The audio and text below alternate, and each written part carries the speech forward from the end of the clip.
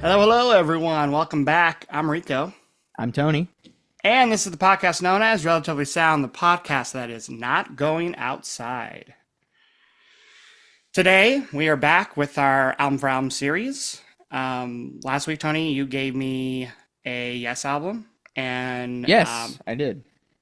I was going to return the favor and give you a, not as old of an album as that, but I was going to give you an album that shared some similar artists and some similar players. You were gonna give me Talking Heads, sure. But I don't know, I was also just like, I want to do the hell what I want to do, like, and I love that record, and you're gonna get it eventually, don't worry. But I was feeling like giving you this album. Flex coming in 3, 2, 1. Okay, I can live with that. So, here's the deal. The album that Tony's getting you today is Wilco's Yankee Hotel Foxtrot. And there's two ways I can do this, Tony. I can give you a little background on the album and give you how people feel about the album, critically, by fans and all that. Or you can go into it blind. Your first Wilco album was Sky Blue Sky. And then we tried Summerteeth. I really thought you were going to like Summerteeth. And I think you enjoyed it, but I think that was like your ceiling for it. Yeah, I don't want to hear more about it. I'd rather just listen to it. I don't want to, don't play any mind games with me right now about it. I do want to say, I really do like Sky Blue Sky. I think that is a dope record. With Summerteeth, I will admit I haven't really gave it a front to back listen since. As I'm just pulling up the track listing as you were kind of going over some things. We did that album not that long ago, and we've done a ton of albums since, But I am excited to hear it. I think Wilco, they're cool, cool band. Now what? Summerteeth is 99. I'm reading. And this Sky Blue album, Sky was what, like 2006 or something? Yes. So this album comes. If we're not including the Mermaid Avenue albums, which I won't even get into that right now. Please don't. You're gonna confuse me. This is the album that comes after Summerteeth. Came out on 9/11. After this album, there was their album A Ghost Is Born, and then Sky Blue Sky. So this is the album that came right after Summerteeth for the most part, 2001, and then 2 albums later, you get Sky Blue Sky. Yeah, all right. Well, yeah. Well, why don't you show me it? All right, let's go give it a first listen. All right, Tony, let's get into Yankee Hotel Foxtrot with the opening track, I Am Trying to Break Your Heart. Okay, definitely setting a vibe. I don't know what the vibe is yet, though. Real, like, distorted, fuzzy stuff. The drums were kind of, like, almost marching at first. Okay, some piano fuckery. Drums are gone. Nice sounding acoustic. Gentle. Bass, drum fills. Okay, got a nice electric piano. The lyrics are interesting, I guess. Let's forget about the tongue-tied lies. Aquarium drinker's kind of nasty, though. Okay, interesting that drums are doing anything but playing a beat. Okay, I think all this kind of layering of the different sounds and textures is pretty effective.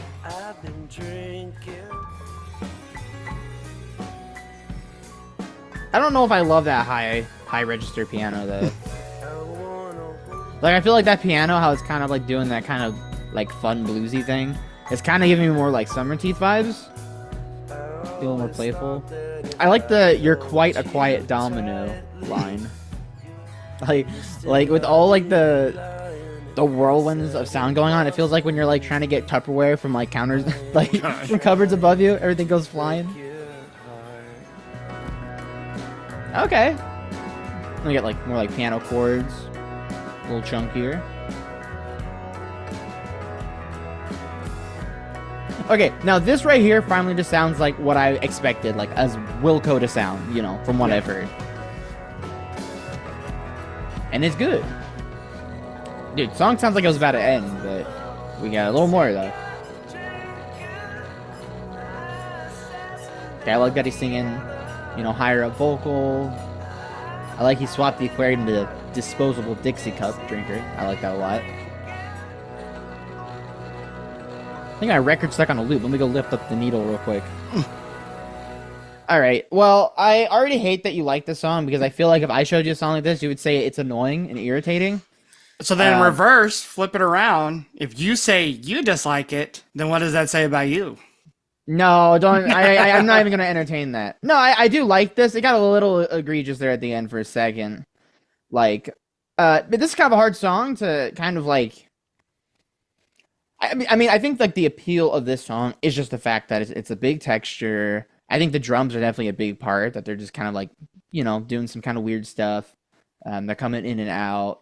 Song keeps you guessing throughout, which I think is cool. I think that's a good thing. I don't know if I would necessarily say it's a challenging listen. Maybe not quite like the Yes record. Not that it needs to be challenging. But I do like the song. It does set an interesting tone for the record. I'm really not sure where we're going to go from here. Yeah, I like, for me, on a first listen, I don't think you can really say how much you like this on a first listen. I think this is definitely one that has to stand the test of time. I think this one could probably get better with each listen to an extent. It did for me, yeah. Am I impressed by it? I'm more surprised than impressed. I think it's well done, of course, though. Everything I've heard from Wilco has been, done well and stuff, so... any criticisms that seem harsh are, I swear, I'm not just shit talking. Track number 2 is titled Camera. Yeah, it kind of sounded like it was going to be a song 2 for a second. I know. But it's literally song 2. Okay. It's like a poppy progression, but the way they're kind of structuring the chords is definitely interesting. A lot of little, like, kind of hammer-on melodies. His vocals sound nice. I like that they're using the synth subtly. Especially with like all these synth-heavy songs we've been hearing and stuff lately.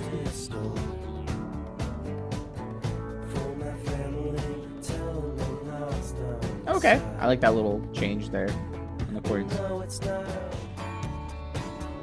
Okay, pretty. Okay, now we're getting a lot more of that vibey, like major 7 sound. Okay, little like piano melody, like mimicking the vocal. I like that. I'm liking the guitar tones a lot. Kind of like a chewy rhythm, sparkly electric. They always have great acoustic tones. Like they're articulate, but they're soft, not too bright. Yeah, okay, that was a good song. I like that one. I think this is a really good example of a song that's pretty simple. It seems simpler than it probably is, Like the structure of the chords, the turnarounds are pretty kind of predictable as you're hearing them. You're like, okay, they're doing that. But it does seem very intentional, which I like. I like how they do bring in on those instrumental sections a lot of vibey stuff, but it doesn't like completely transform the song. But they do take it away when the vocals come back in. I know I just said I wanted to hear Jeff sing a little higher, but I actually really like the vocals on this one. I do like that about Wilco. It seems like if you kind of pay attention to their songs, there is a lot to get from them, even if it's just small details. Yeah, I mean, that was cool. I'm trying to think about how it compares to the first song. Like, the first song was just kind of more like a scene, where this feels more like a song. Yeah. But they're both kind of... I think Jeff does a good job of singing kind of somberly. Like, kind of like he's just kind of bummed out. Like, he's like, oh, I dropped my ice cream. Oh, that's okay, though. Let's move on to the third track on the album, Radio Cure.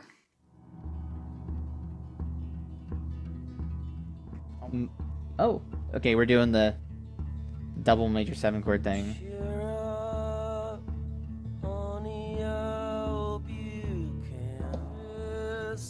This is some low ass piano, dude. I really do like the guitar work on this though, because it's like he's doing like kind of, I think it's like the finger style approach, but it's sounding kind of shoegazy. He's like so like self-defeated all the time, man. But it's relatable though. I like it. Chord changes. Okay.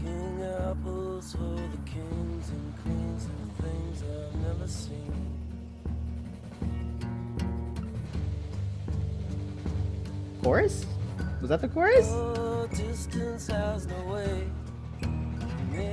What the fuck? Like, I feel like that. I'm gonna call it a chorus. I'm gonna say it's a chorus for now, at least. Like, it felt like there was like 3 different chord progressions he like put together that all went in different approaches. It's like every time I'm like, oh, that's kind of a cute keyboard sound. Then it's always like at the end. This part is they changed the dynamic halfway through this, which was for sure. Yeah. Yo, these drums. No, okay, so yeah, despite maybe some of my reactions and kind of thinking out loud here, I did like that. I am unsure about some of their choices. I don't know if I would have done everything that they did. I did like kind of just the main vibe of like the song, you know, that sounds generic, but most of it was just kind of the same thing. I think the acoustic, which I had mentioned, sounded cool, like finger style, detuned. I did like a lot of like the keyboard, the radio sounds, whatever the hell was going on. I was a fan of that. Not my probably my least favorite vocally maybe so far. He definitely seems into it, which is good. But it just got a little bit Yorkie there for me. Just like kind of like that kind of moaning with the song thing. By that you mean Tom York. Yes, sorry. I mean Tom York there. Which I understand. I'm sure if there's artists I do that moan on the mic and probably do worse to it, but yeah, I think the dynamic change at the end was good. I think that chord progression worked a lot better just committing to it instead of kind of like previewing it the first time to do the chorus. It's a cool idea. I don't know if the execution was quite there for me. I did like the very end of it too. They go back, the acoustic gets real loud again. I do like that he just spams the tonic over and over too. That's kind of funny. You know, like the big piano like hitting down on the chords kind of throughout it, real, you know, in a low register. That was all right. So, yeah, I mean so I think so far we're 3 for 3 with good songs. Okay. I think we are getting a little bit of variety too. Like they do feel cohesive, but it's like, okay, we got this kind of scene track. I'm just calling it scene because it just felt like a scene. It was just like a big mood that kind of evolved. Maybe atmospheric too. Yeah, atmospheric for sure. All right. Well, let's go to track number 4, titled "War on War."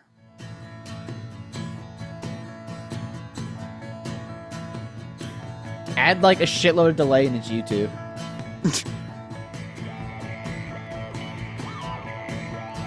Dude, this is like Ben Folds' biography, like era tour where they're playing with the synthesizers. I can see that. Okay, I'm really liking how they did like a 1-chord jam at the start that was quirky, and now they're still doing 1-chord jam, but the bass is kind of making it feel like he switches chords. All right, so I like this guy's voice, especially when he's doing he's doing backup vocals too. It's a real like old school bass tone too, which I like.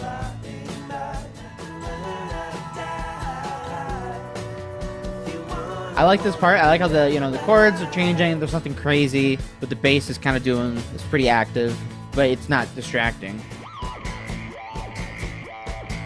Crunchy bass. Cracked out synth. Okay, nice rhythm change.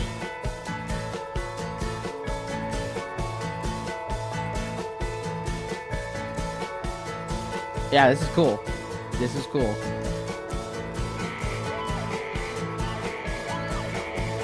Now we're talking. Yeah, so I thought that was a cool song. I really liked that. I think it was a good change of pace for sure, that we got something moving. It's kind of frustrating though when you hear a song that is like rocking out on 1 chord and it sounds better than anything else you've ever done. It's like, what the hell, man? So yeah, okay. I thought it was cool, like how they made use of the one chord jam. Like in the beginning, that felt different than when they kind of did it in the middle, and it felt different than the end, of course. At the end, it got way more atmospheric. At the end, it started to sound like Sky Blue Sky to me. Interesting. Especially a song like Maybe not like exactly the same vibe, but like how Impossible Germany kind of, like it has a big jam out section or Yeah. For me, if you're talking about that, I think of like Walking. that's what I was trying to think about, Yeah. right? Near the Where end, where it kind of goes into like a very specific sounding jam. Yeah, that was cool. I mean, not really too much to bite on for the lyrics, but that's fine though. It didn't take away. I like that the chorus did get more active than the verse. I think it was a good length too, because it seems like we're kind of getting long songs so far. I like that song, and let's keep rolling. Track number 5 is Jesus, etc. That woke me up.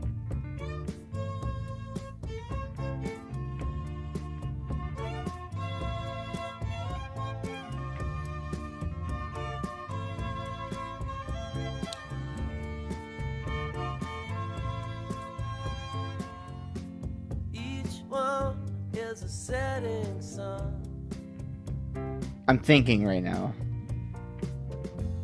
Cheeks, bitter melodies, turning your orbit. I don't know why I had to go chromatic there for a second. Don't cry. Just tremmed out on these strings. I'll be around. Why are you laughing so much during this song? Like, I'm not sure about these strings, bro. That's such a funny lick. It just sounds like a pentatonic guitar lick. Pedal steel? Yeah, highlight of the song.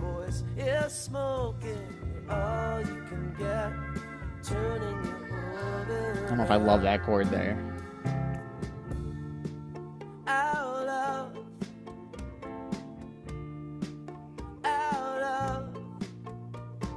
Best use of the strings so far. The little plucks here.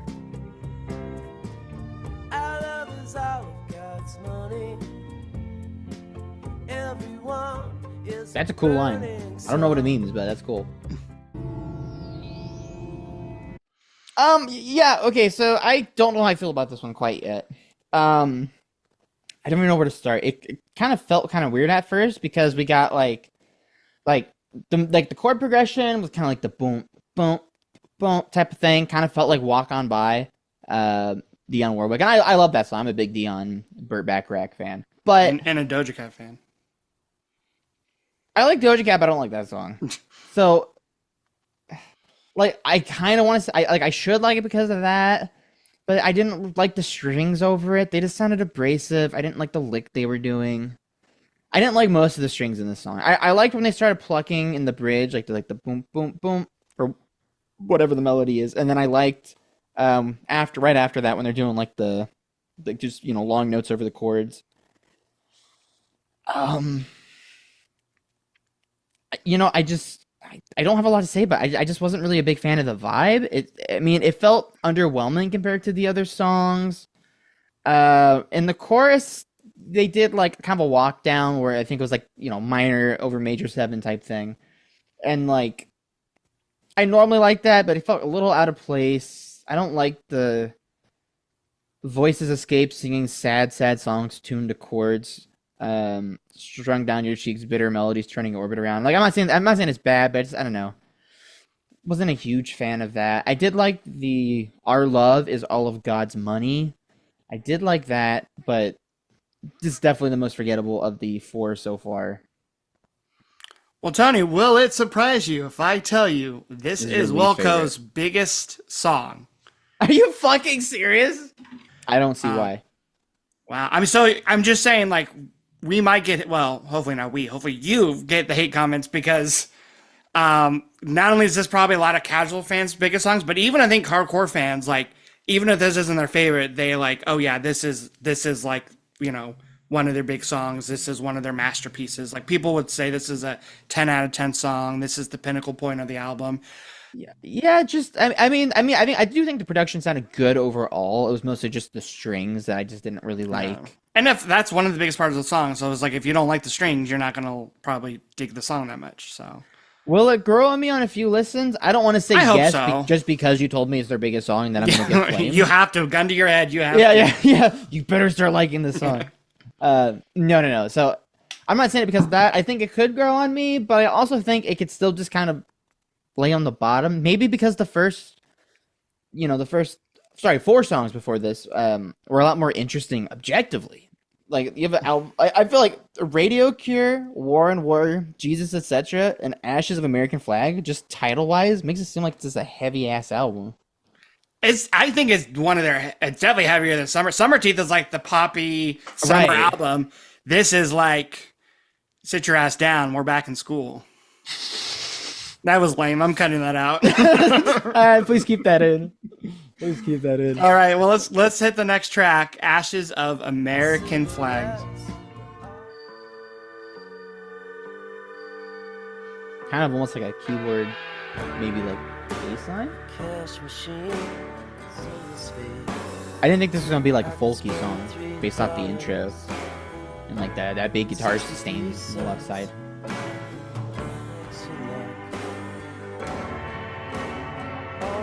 Oh,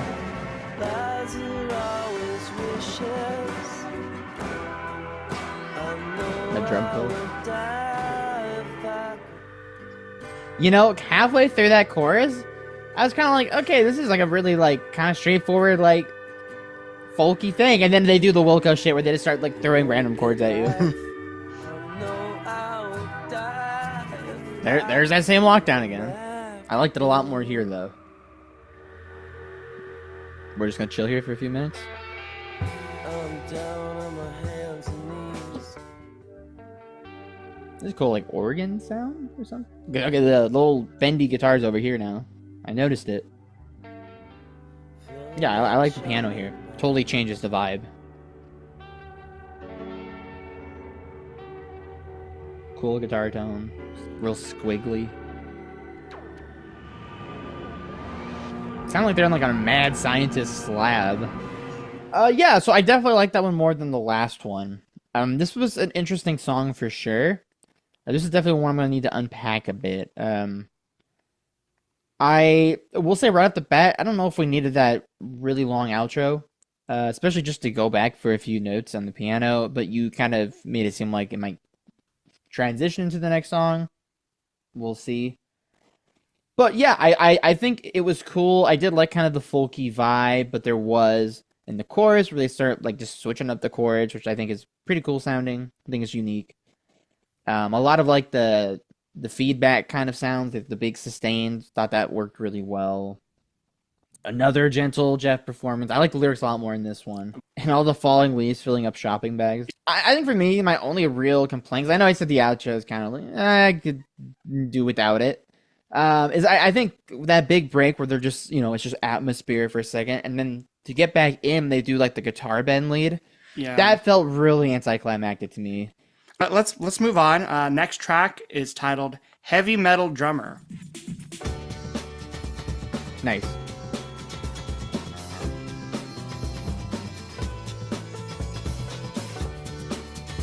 I wasn't really wanting the Summerteeth pop right now. Oh my god, this is gonna be a fucking falls in love with the band members. This is the most 2000s ass song I've ever heard. I am always a sucker for those two chords, they're starting the verse with. Big fan of that. Okay, I'm liking these keyboards a lot more than the keyboards you liked on War on War. Okay, this verse he's cooking a little bit more with the lyrics. Never mind, he's going back. Yeah, a lot of backup vocals here. I'm not sure if they were all there the first time around. But they sound nice. Bass is doing some cool stuff here. I almost missed that. I know. I do kind of like just like that keyboard lead on the right side. It's just doing a couple notes, but I like the tone of it. Yeah, I know I was kind of like, oh god, it's one of these songs. But no, it was good. I think it was good. I just wasn't, you gotta get in the mindset. You gotta get in the mood.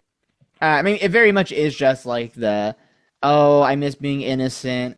Oh, this lady is falling in love with this band, this guy in a band. Like, It's pretty typical in that sense, but I think there's a lot of good dynamics throughout it.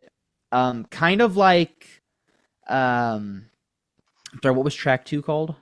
Camera. Camera, yeah. Kind of like Camera, where it's like, okay, you can see this as just being kind of a simple whatever song, but when you actually listen to it, there's a lot of cool stuff going on for sure.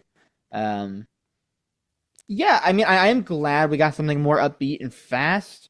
This I will try to make the comparison. Once again, I'm not that well versed with Summerteeth, but it definitely felt more on that spectrum. Yeah, it was fun that they went for like a synth bass thing there. That was a cool little detail. And I mean, that was just kind of a cool in the big picture of the album. Yeah. You know. All right, I'm the man who loves you.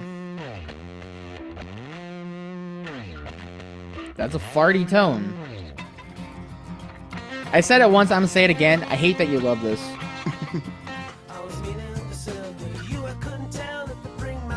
This feels real Beatlesy to me. Nice, I like that then. Sounds really good. Bro thinks he's Neil Young.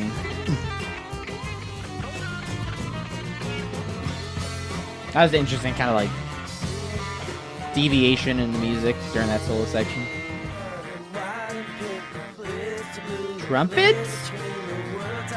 Brass? Nice guitar riff. Yeah, good little turn at the end. There we go. Now bro's cooking on the solo. I was like earlier in the song, bro forgot to put the stove on, but now you turn all 4 burners on. Okay, yeah, so that is one that one is gonna need to stand the test of time for me. For me with this song, it's like it starts off solid, but it's just like I don't like the Beatles that much, right? Like I'm like, this is okay, but it's not standout. But then once we, in the solo in the beginning, I am all for funny kind of whatever solos, but I don't know. It was kind of annoying. It was really loud and abrasive, and it wasn't that funny. But once we got to like the actual like first solo part, like I was like, okay, the band's like actually really kicking ass right now. It's really fun and convincing. They did that kind of like change in the middle. I don't know what was really going on with that. And then pretty much from there on to the end, when the brass came in, that was awesome, unexpected. I think a really good example of a song that like would not be good without brass would be "Night in the Afternoon." Like that's just like a whatever pop song, but then the brass comes in at the end, and you're just kind of like, okay, that's actually kind of special now. Or even a song we were just talking about the other day, "Put Your Records On," like the trumpet in there, the brass, it really does take the song to another level, way more than those goddamn strings did on Jesus, etc. Jesus, etc. Yeah, I mean, it's hard with like bluesy sounding songs because they always just sound like a fucking blues song. I mean, with any genre, that is the case. But I think this was pretty good, though. All right. Well, next track is titled "Pot Kettle Black." Another like 2-chord little jam, moody.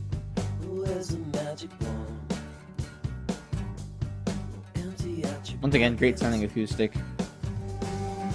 Bass is a little tough to hear, but it's also not really. Oh.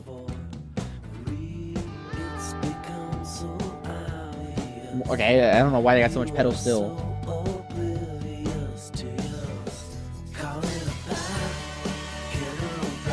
Very cool section, like transition. Some SpongeBob ass noise going on, like percussion here. Really nice sounding keyboard. Is this progression slightly different than the first time or no? Yeah, slightly different. Okay. Let's say like that second chord, I don't remember.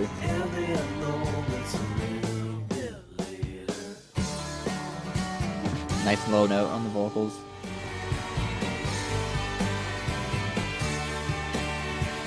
Okay, yeah, that was definitely a highlight of this album so far. Yes. That was a really good song. If you had asked me what do I think like the biggest song off this record is, I would have guessed this one. Yeah, this one should have been a huge single.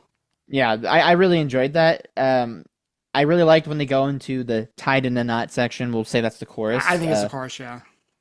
When you're not really paying attention, it kind of catches you off guard. But it flows really well. It's done well. I like the vocal performance a lot. Lyrics are cool. I am hoping for a re-arrival of my health. Dope.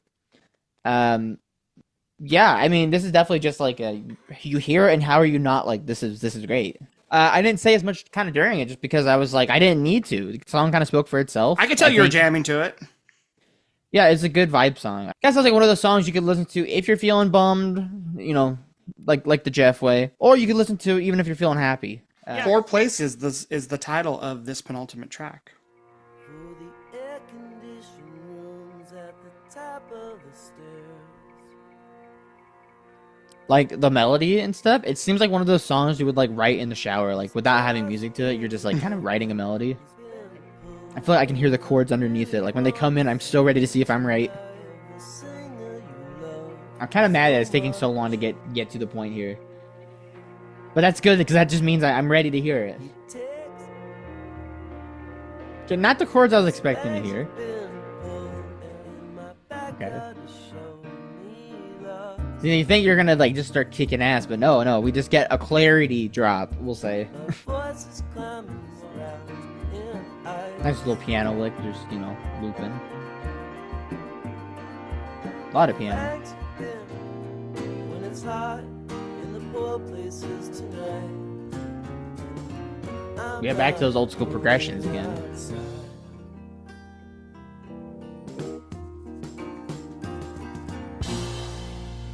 That kind of felt like an Elliott Smith turnaround, chord-wise. Okay, now it feels like we're going kind of like interplanetary right now. Preparing to leave Earth. I'm not going outside. Someone's leaving a voicemail.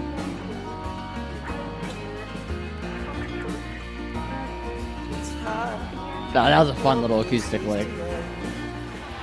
Okay, very machine sounding. Kind of like Early Bird from the Frames, where the song just does this at the end. I feel like if you had a nightmare, like I feel like Jeff probably had a nightmare or some shit like that, or like a bad trip or something, and he just like heard this in his head. I think this is really good. I like it. Much like the first track, it is hard to compare it to the other songs because it is quite unique from it. But I thought there was a lot of interesting things going on. I mean, obviously, I don't think someone could say, "Oh, this song is uninteresting. This song's boring." Like, there's a lot going on. They could hate it, but they can't say it's not interesting. Right. I think the strongest part about the song is kind of what Wilco probably does best, in my opinion. It's just really dynamics and builds. And sometimes, like when they actually, they build and they do the drop, the climax. Sometimes I don't always love where they went with it, but I can appreciate the build. I think the atmospheric stuff with kind of the textures and the harsh noises, I think it was probably one of the better times they did this record. I don't think there was any times where I was like, this sucks, this is bad. Was it always necessary? Maybe not. I wasn't loving the melody at the start, and I wasn't ragging on it when I said the shower thing. But I did think it really did fit, like through the course of the song, it seemed like a good place to start with it. Lyrics are definitely interesting. I'm noticing maybe lyrically it's autobiographical. Not necessarily just this song, but this whole album talks a lot about band members and singers and chords and stuff like that. So I'm not sure if he's just, using the imagery or if it's something like that, a little more personal. Still have no clue what the actual Yankee Hotel Foxtrot is supposed to mean in this. I have a feeling it's probably not that significant. This, I don't know if I can compare it to anything else, But I mean, this doesn't really sound like, it like production-wise and maybe approach-wise, it sounds like the rest of the album. But I don't think most of their songs sound this. Like, maybe this is like Wilco's, maybe this portion of Wilco is at its peak in this song. Let's find out. Last track, Reservations. Oh my god, it's a 7-minute song. Always been distant, and I've always told lies. Okay, this is the most pop song on the album so far. Interesting. The most pop song. Well, I mean, it has like the most like By these choices, the chord progression is what I'm talking about. Why does this feel like something you would quote? that's so many Like reference. This might be the first song where I'm actually not really digging the ear candy going on. surrounding the track. It's way too much. Like I feel like I have to listen closely just to hear the actual song. Okay, so we've already finished the lyrics, and they like the Tony, ending chorus. this is where I have to apologize to you. How's your day been going, Tony? It's gonna be this for 3 fucking minutes.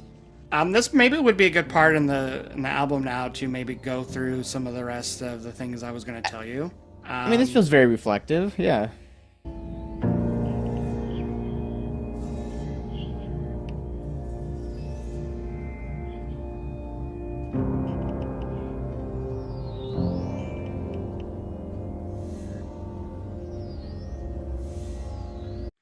So, Yes. I mean, what do you think about Reservations? Because we definitely want to touch on this song before we close this reaction out. I was gonna say definitely my least favorite. Between that and don't tell me, Jesus, etc. Between those two, those are my least favorites. Reservations, I just was not a fan of all of the atmospheric stuff. I feel like, especially after hearing Poor Places, I was just kind of tired of hearing that stuff. The song itself, I mean, just objectively, was not as interesting or creative as the other songs, like maybe chord-wise, structure-wise. If you're gonna put 3 minutes of just extra song at the end of the whole album, I'm okay with that. Is it the most interesting music to listen to for that length of time?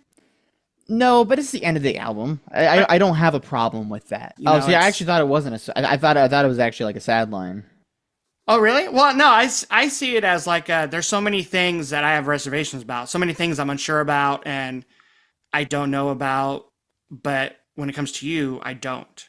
But I guess I can see it's bad. That makes more sense. I'm not really looking at a big picture, but the line itself, I'm just kind of thinking like you've made plans for other things, like these things in your life you're waiting to do. So you're seeing reservations as the other meaning. You're seeing as reservations like a plan. Like I make a reservation. I'm placing. But I'm seeing as like when you have reservations about something, it's like things you're not sure about. Right. That's funny. We just went different ways with that. Yeah. So I mean, I definitely like Sky Blue Sky more, but I definitely like this more than Summerteeth. I think this is a cool, unique album. But let's save my thoughts for once I give it a few more listens, because I think this album deserves that. All right, Tony, you've had a couple more days now to digest Wilco's smash hit, Yankee Hotel Foxtrot. Would you actually call it a smash hit? Well, okay, it was a smash hit critically. There we go. But yeah, maybe not album sell. I mean, that album came out without a label when it first came out, so. Yeah, that would make it tough. It's the album that should not have done as well as it did. But it is considered one of the best indie rock albums of the 2000s. So they did something right, especially for the critics. But what do you think of it? I mean, I think I kind of know what you think of it, but you always say that. Well, I mean, I wouldn't be shocked if you said between the 3 Wilco albums that you've heard, this is like in the middle for you. I would have to go revisit Summerteeth. I didn't get a chance to do that yet, but I will say this album has grown on me in ways, but also some things didn't really grow on me too much. So maybe let me just pick out a few songs here. Okay, so Jesus, etc. That one, I was like, I do not understand why this is their biggest song, why people really like this one.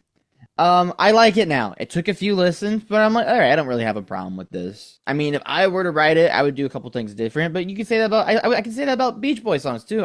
That's part of why I like talking about the Beach Boys, because I would change a lot of their songs. Bro's treading on thin ice right now. But no, I don't have a problem with Jesus, etc. no more. But one of the songs that I was expecting to grow on me more, but it didn't really. I Am Trying to Break Your Heart, the opening track. I don't see why that is like a top 3 song for people, or whatever scale you put it on there. I mean, I'm going to keep these comments to myself for a second. It's kind of one of the songs that also didn't really grow on me too much. I don't remember maybe exactly how I reacted to it in the first half of this video here, but I'm the Man Who Loves You with all like the really fuzzed out guitars. Yeah. I don't have a problem with that song, but that one kind of stayed near the bottom for me. But no, I am digging Reservations. That was definitely a plus for me. Wow. I know the last half. Reservations? Yeah. Like I know the last half just kind of loops the music, so I'm not judging it as a 7-minute song, if that makes sense. Yeah, and I do the same. And there's actually a couple Wilco songs that do a similar thing where Which I think is fair because obviously this is on an album for it's the last song on an album, so of course there's probably some context to it. But no, I think Reservations is pretty. I like kind of the change in vibe at the end of the album for it. It's refreshing in that way alone. I know I'm just jumping all over the place here. Heavy Metal Drummer. I never like hearing the intro, not because it's bad, but just in the context of this whole album, no matter where you placed it, it's just way too much of a contrast. It starts off like way like with the drums, which I don't have a problem with the drums in general in there. It's called Heavy Metal Drummer. But those aren't even heavy metal drums, god damn it. It just starts off a little too energetic and over the top, but I do like the chord progression there a lot. I think it contrasts from the high energy quite well. And then a lot of the songs are just solid songs.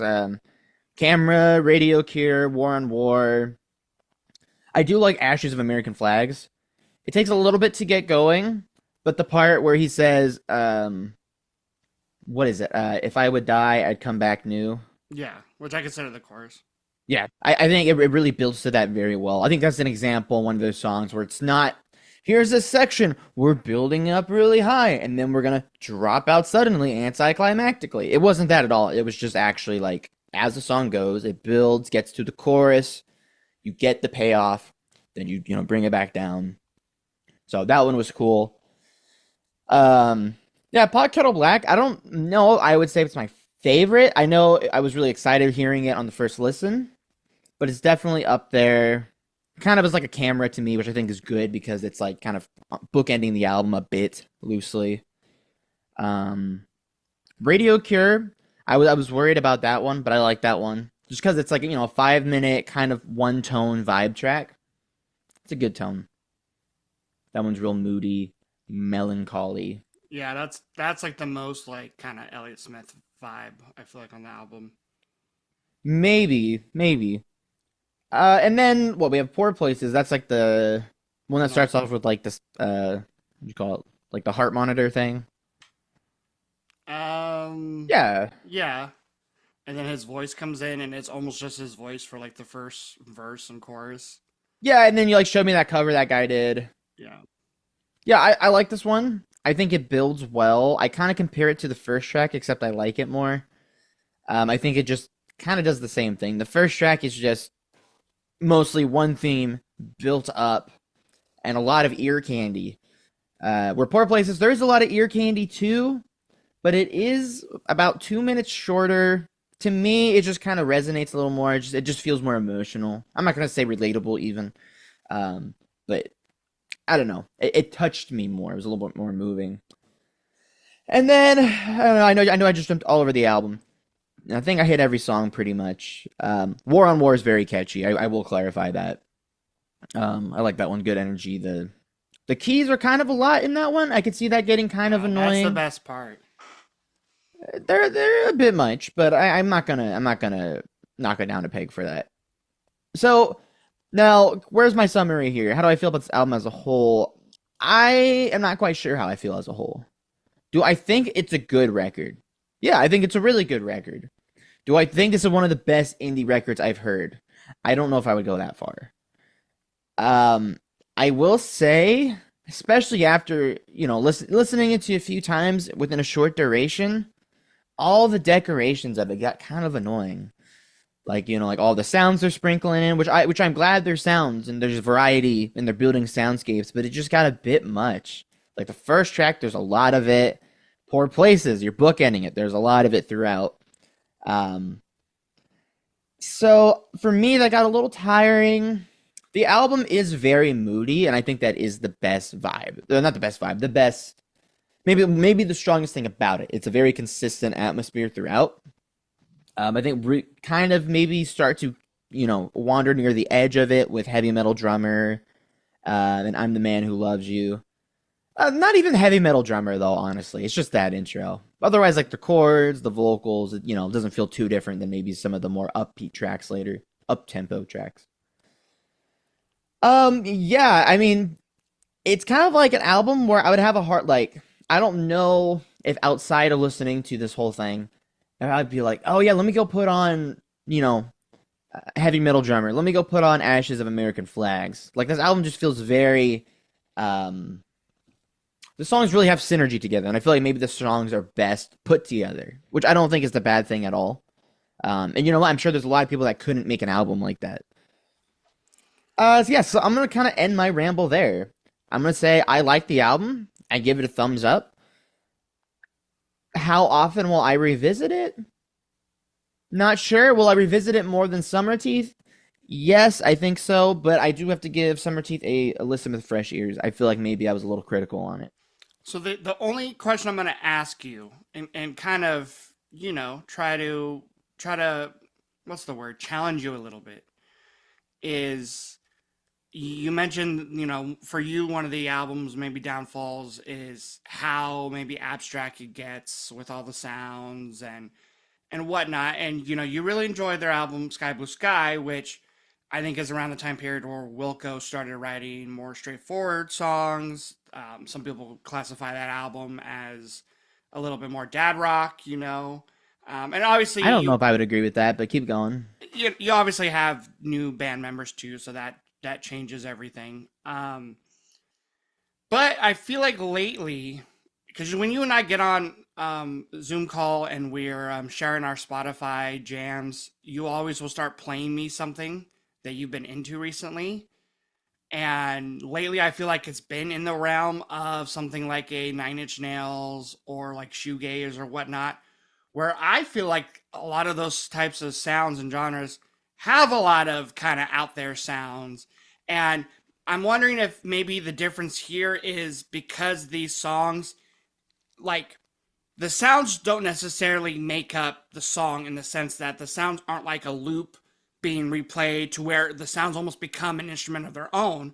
Where in this album, there's like a normal, real song there, but it's dressed up in the sounds. So you think that's the difference of why you like what's happening here with the atmospheric sounds less than on something like a Nine Inch Nails or some of the other, music you've been into recently? Yeah, I think that was perfectly said. And I was actually going to start saying that, if given the chance to answer, but you said it No, perfectly. you don't get a chance to answer. Yeah, What I no, said no. is right. No, what you said, yeah, is very true. Granted, like if I'm listening to something industrial, it's because I do want something angry, and I am going in expecting something abrasive. But with this, I think the songs are really strong, and I think that like on a one listen to the song, I don't know if I would say they necessarily took away from it, but I agree with you that the songs are strong enough to stand on their own, and I think in Sky Blue Sky they were able to still make songs have depth and atmosphere, but it definitely was not as much as here's 20 little sounds tinkering around. And I'm a big fan of overdubs, and I think it's fun to layer, and I bet they had a blast in the studio doing that. I mean, I know you mentioned maybe it wasn't the happiest album of times in the creation, but most cheerful. But I'm sure they still really enjoyed doing this. And if you can tell someone's enjoying it or passionate on a record, it's hard to dislike it, or hate on it, I should say. But I wouldn't hate on it. But no, I think that was a good way to explain it. Yeah, and I think when it comes to Wilco, if I'm gonna kind of do what I am doing with the hip, which is to keep taking you chronologically from where we are at the moment, it would be their next album, A Ghost Is Born, which they actually just reissued in a big box set this year. I'm more excited to jump forward a couple albums and give you their album, The Whole Love, which I might be wrong, but I think it's the second one with Niels Klein. Unfortunately, the A Ghost Is Born is pre Niels Klein. So, No, they have Wilco the album. yeah, after. that's right. That one I probably would skip. I think a lot of fans think that it's an okay album, but it's definitely far from their best. The Whole Love. Self-titled? Is it like a return to form type thing? Does Wilco have a form? I Or think they the just whole, have a style that just No. somehow seeps in? it because Sky Blue Sky. Maybe if you consider that their like next kind of type of songwriting, I don't think the Wilco, the self-titled album, is a return to form because I don't think they had to do a return to form. But I will say the following album, The Whole Love, I think the songwriting is just way more interesting. And I feel like they pick from some of their other albums and genres. And that album I'm really excited to give you. But I do think we got to go to A Ghost Is Born next. It does have some of their like more fan favorite songs, Handshake Drugs, Spiders, Kid Smoke. Handshake Drug sounds like a Wilco song title. That is, and that's maybe like the most Wilco type song on that album. Well, I'd be excited then to hear that. That one's very interesting too. Like for example, Jeff Tweedy. At that time, you know, I said they got rid of Jay Bennett. They fired him. They had He fired himself. Well, yeah. I mean, he was like, "Oh, I was going to leave the band anyway." So they did. Was he? That's what in an interview he said like I was already thinking about leaving. So, but as far as I believe, there was no like lead guitars for that album. So Jeff does all like the guitar solos and riffs and overdubs. Okay. That'll be fun to listen to. Yeah, so I am excited to give you that one next, and then even more excited to give you The Whole Love next. After that, unless they really jump up as one of your favorite bands, that might kind of be it for the Wilco train, because even though I like all the rest of their albums and the two albums that came before Summerteeth, I just don't see it being your jam as much. So You did show me a clip one time. I can't remember what was you showed me a snippet of a song from Cruel Country. I don't remember why you were showing me it, but it was very pretty though. Yeah, and like that's an album where it's a double album. It's definitely more on their tough. It's more on their countryside. So I feel like I only would show you that if you're like, I'm really loving Wilco. They're like one of the better bands you've given me. But or maybe show me a few songs of it and So from there. Which speaking of it, I mean, showing you a few songs. That's going to come up on our next episode. I'm just going to tease that there. So that'll be our good segue into next week's episode. But yeah, let us know what you think of this album, Yankee Hotel Foxtrot. Do you agree with Tony? Do you think he's crazy? Let us know. But don't be too harsh to him. He's my brother after all. And until next time. Tear me apart. Do it. Until next time, we hope you take care, and you'll be hearing from us soon.